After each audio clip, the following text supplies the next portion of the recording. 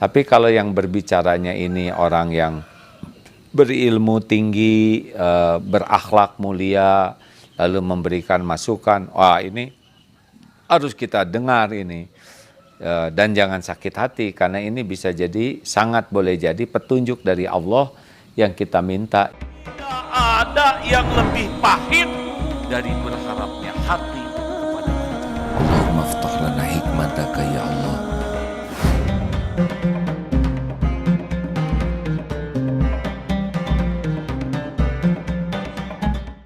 Ini latihannya bagaimana latihannya supaya tidak sakit hati ketika mendengar perkataan orang lain tadi, terus sikapnya seperti apa? Ya, kalau kita sedang mau enak hati dan tidak siap untuk melukai, ya kalau tulisan jangan dibaca, ya. Karena yang bikin luka itu karena dibaca. Kalau berupa ucapan jangan didengar. Kalau kiriman video yang kurang baik ya nggak usah dilihat lah, ya. Kalau kita merasa, wah saya lagi nggak mau nih, hati saya terkotori, nggak usah lah. Apalagi kita tahu misalkan yang berkatanya itu ya seperti itulah, memang kebiasaannya hanya berkata jelek, hanya menghina, hanya gibah, ya udah lebih baik kita fokus saja.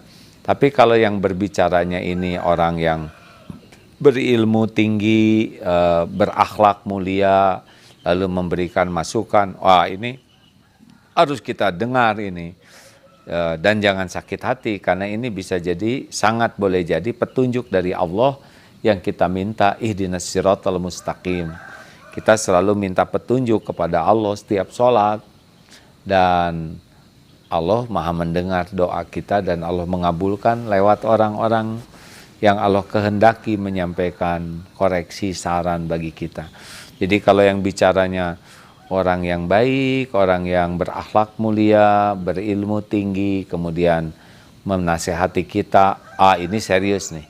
Tapi kalau orangnya yang kita akhlaknya nggak bagus, dan memang selalu begitu, senang sekali dengan bergibah, ya jangan buang waktu.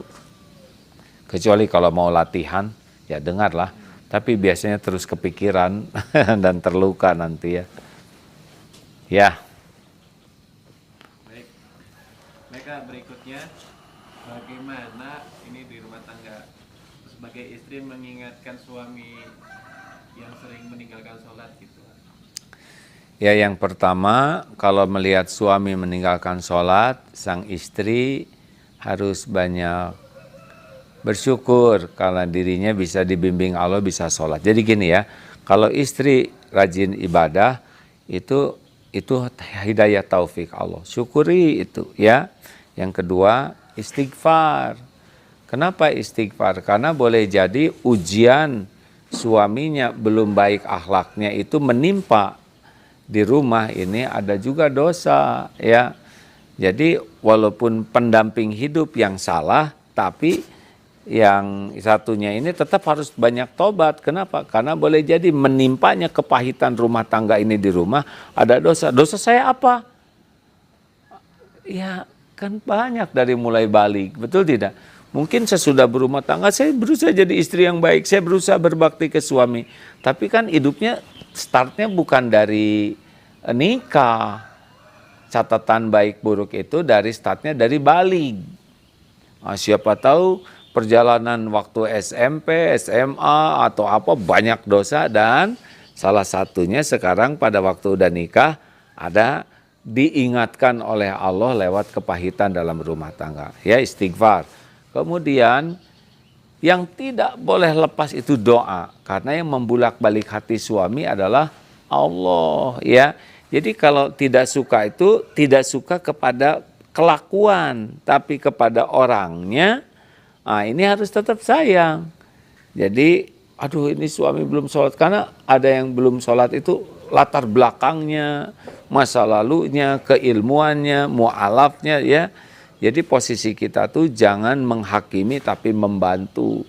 Membantunya yang enak, jangan sampai kasar dan sebagainya. Tunjukkan kalau ibu sudah jadi rajin sholat, nah ini harus berbekas nih kepada ketenangan, kepada akhlak.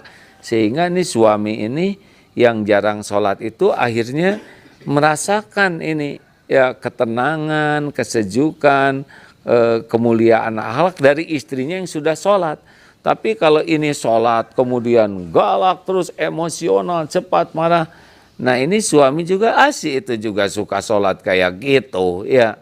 Jadi harus wujud juga, upayakan di sisi Allah bagaimana efek seorang yang menjalankan sholat yang namanya hayyin ya, lahir batinnya tenang, menenangkan, teduh meneduhkan, layyin, orangnya sangat sopan dan penyayang, qorib, orang sangat akrab, rendah hati dan sakhal, tidak ribet, hidupnya itu mudah. Mudah-mudahan kombinasi dari syukur, Allah menambah nikmat, istighfar, Allah mengangkat bala, doa itu bisa merubah takdir, wujud dalam amal soleh kita juga menjadi sesuatu yang innallaha yuhibbul musinin, dan ud'u ila sabili rabbika bil hikmah. Seru orang ke jalan Tuhanmu dengan cara yang hikmah. Pakai hati ya, insyaallah. Ya, lagi pertanyaan. Ya, ini tentang masih di keluarga A, bagaimana menyikapi orang tua ada yang murtad gitu A. Wah, innalillahi wa inna. Dinasihati tapi tidak kunjung sadar. Ya memang tugas kita mah tidak bisa membolak-balik hati, tapi fadzakir innama anta mudzakir. Jadi mengingatkan ya. Nah, kalau tidak ya tanggungan masing-masing. Nauzubillah min dzalik. Nauzubillah. Ya makanya kalau ada yang nanya, gimana sih orang yang sukses? Sukses apa? Ingin lihat orang sukses apa? Punya gelar sukses? Apakah kaya sukses? Apakah punya jabatan sukses? Sukses itu husnul khotimah. Punya pangkat, gak ada apa-apanya, itu dikasih aja oleh Allah. Jangan kagum ya kepada pangkat, jabatan, kedudukan, itu casing yang Allah bagikan sesuka Allah. Surat Ali Imran ayat 26 ya. Tu'til mulka man tasya, engkau berikan kekuasaan kepada siapa yang engkau kehendaki. Wa tanzi'ul mulka mimman tasya, Allah ambil kekuasaan dari siapa yang engkau kehendaki, kerajaan, kedudukan, jabatan. Tu'izzu man tasya wa tudhillu man tasya, engkau muliakan siapa yang engkau kehendaki dan engkau hinakan siapa yang engkau kehendaki. Biadikal khair, di tangan Allah lah segala kebajikan. Innaka ala kulli syai'in qadir, sesungguhnya Allah maha kuasa atas segala galanya. Jadi jangan terpesona lah kepada casing ini, biasa aja. Kita hormat ke orangnya tapi bukan hormat ke casingnya ya. Kepada tiap orang kan kita harus bersikap baik secara proporsional. Nah jadi kita kalau ingin tahu orang yang sukses itu adalah yang husnul khotimah. Bagaimana sekarang orang bisa husnul khotimah? Ya husnul khotimah kan akhir yang baik. Supaya akhirnya baik, maka setiap waktu berusaha keras menjadi orang baik, berhati baik, berkata baik, berbuat baik, berpikir baik, berprasangka baik kepada Allah, kepada orang beriman. Baik, baik, baik. Dan ini diperjuangkan terus. Allah maha melihat kita berusaha baik tiap waktu, dan pada waktunya meninggal, maka Allah berikan hadiah prestasi, yaitu husnul khotimah ya. Itu yang keren ya. Bukan dunia yang keren. Lanjut. Habis? Masih cari ya. Wah, silakan mau lewat HPA juga boleh. Hehe. Masya Allah. Jadi rekan-rekan sekalian, lokasi di mana A? lokasi di mana? Di Eko Pesantren 2 ya, Masya Allah. Ini di camping ground sekelilingnya, ini lembah nanti ya. Mau dilihatin? Jangan dulu lah ya. Tapi lihat itu bisa alam ini ya. Jangan kelihatan bawahnya, gini aja. Coba lihat itu, Masya Allah, udaranya bersih, suara ayam. Ayam di sini berkokok 2:30. Waduh, saya heran semua ayam bersaut-sautan 2:30 ngebangunin Qiyamul Lail. Ini semua pepohonan bertasbih, udaranya sangat segar, oksigennya sangat bagus. Saya senang di sini karena nggak banyak orang di sini, banyak pohon, burung-burung berkicau. Masya Allah, luar biasa. Gunung, awan, itu semua bertasbih sahabatku sekalian. Matahari itu mulai kelihatan di ufuk. Apa matahari di mana? Ufuk timur? Oh iya. Oh, matahari itu di timur ya? Saya disleksia, hadirin kadang suka bingung timur barat.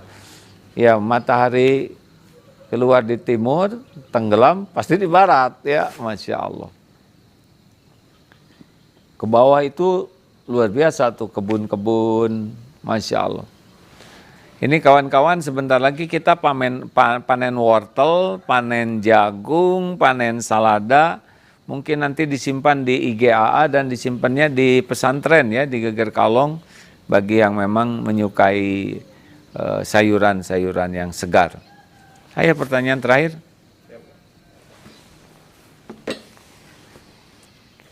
Alhamdulillah.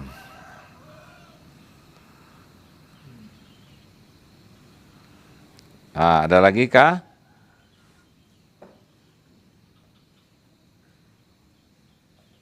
Ini ya, kalau menghindari orang yang sikapnya buruk kepada kita itu sudah benar belum Pak? Oh ya, kita kan daya tahan kita terhadap perbuatan buruk orang lain itu beda-beda satu sama lain ya. Ada yang udah ajak saja, tapi ada yang masih lemah kita ini yang kalau ketemu teh, aduh, hati itu kayak gimana gitu kepikiran terus. Nah kita bertahap sambil kita mau meningkatkan kualitas daya tahan kita. Kalau toh kita sedang tidak fit lah ya misalkan ya, unfit hati kita, ya nggak ketemu bukan niat memutuskan silaturahim. Tapi tidak ketemu adalah dalam rangka memfitkan, ya, menyehatkan. Tidak setiap saat kita tuh dalam keadaan bagus ini ya. Kadang-kadang kita lagi ngedrop, lagi down, lalu ketemu udahlah. Nah, jaga jarak, ini pun bagus ya. Pernah Rasulullah juga menyuruh Wahsy itu ya, yang membunuh pamannya Hamzah itu ketika masuk Islam juga disuruh jaga jarak lah gitu, karena sedih beliau juga ya, ingat bagaimana apa yang terjadi dengan pamannya. Ini manusiawi sekali. Jadi kalau kita tidak mau ketemu seseorang, itu tidak identik memutuskan silaturahim. Kadang ngeblok juga ngeblok misalkan ini WA-nya tuh bakal jadi masalah kalau nyambung, ya udah blok, bukan memutuskan silaturahim, tapi supaya meminimalisir kotor hati dua-duanya. Mungkin nanti kalau sudah makin kuat sambung lagi. Ada jarak sekian waktu itu tidak apa-apa ya. Nah yang jangan itu lewat 3 hari dalam keadaan bermusuhan. Cukup?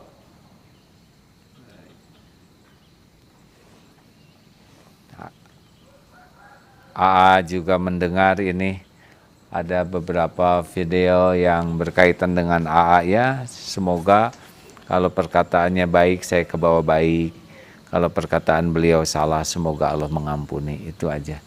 Karena terjadinya kehebohan ini juga sebetulnya ada yang membuat beritanya ya supaya diadu di antara umat ya. Tapi tidak mau mengomentari, tidak mau bela diri dan sebagainya, cukup doa saja.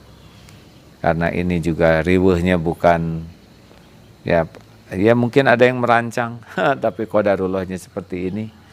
Ya semoga kalau yang mengoreksi itu perkataannya baik, saya bisa berubah menjadi lebih baik. Tetapi kalau beliau ada hal yang tidak tepat, ya semoga Allah mengampuni dan memberikan kebaikan kepada beliau dalam sisa umurnya. Terima kasih sahabatku sekalian. Udah ya.